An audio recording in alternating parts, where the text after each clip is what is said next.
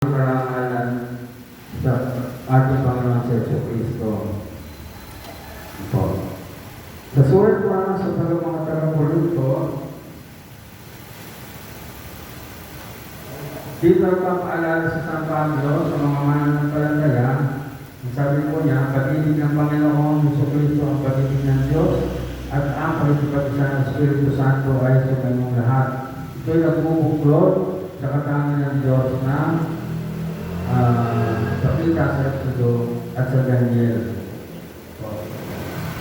Okay, sa John 3:16-18, pinapakita po dito ang yung po lahat ng mga sinasabi sa mga pagbasa, parang binibigyan po nito ng kabuluhan at kaganapan yung sinasabi niyo sapagkat sa chapter na ito ay sinabi na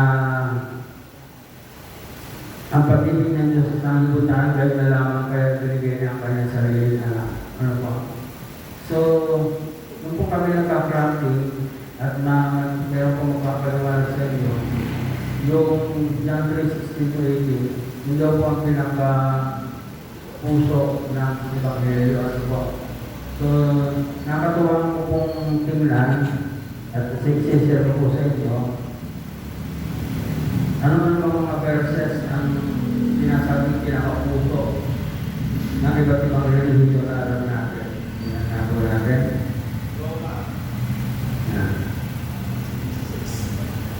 Ang Iglesia ng Cristo, Iglesia ng Cristo ba dito? ano ang verse ng Iglesia ng Cristo? Roma 16:16, yun po. Magbatian kayo ng pananalig, binabati kayo ng lahat ng mga Iglesia ng Cristo. Yan. Yung po yung pinaka-ano nila.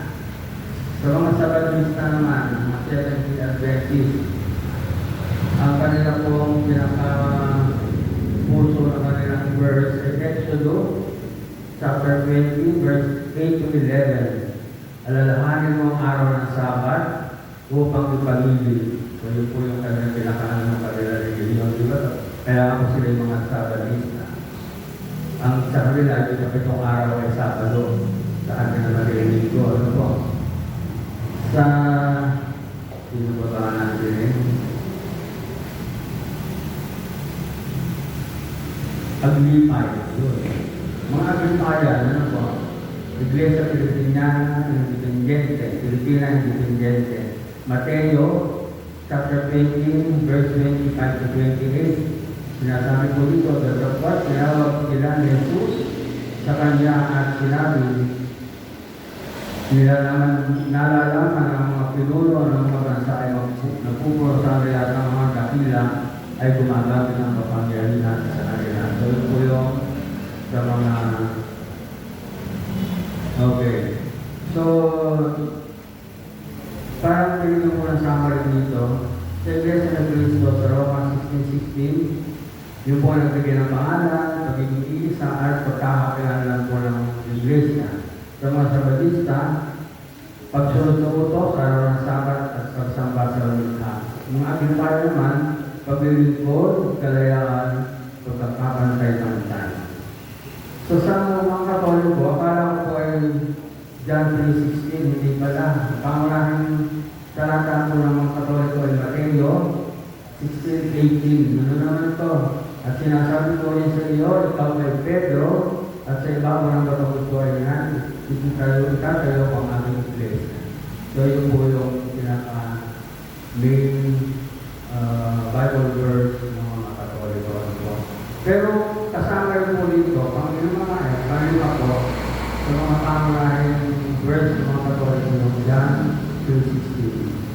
Pero ang kanyang number 1 ay yung tungkol sa pagkatatag na simbahan Katoliko.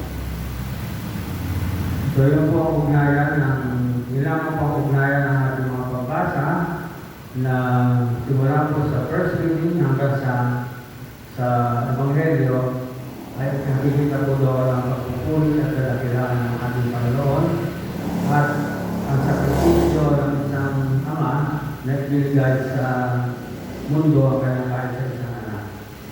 Salamat po.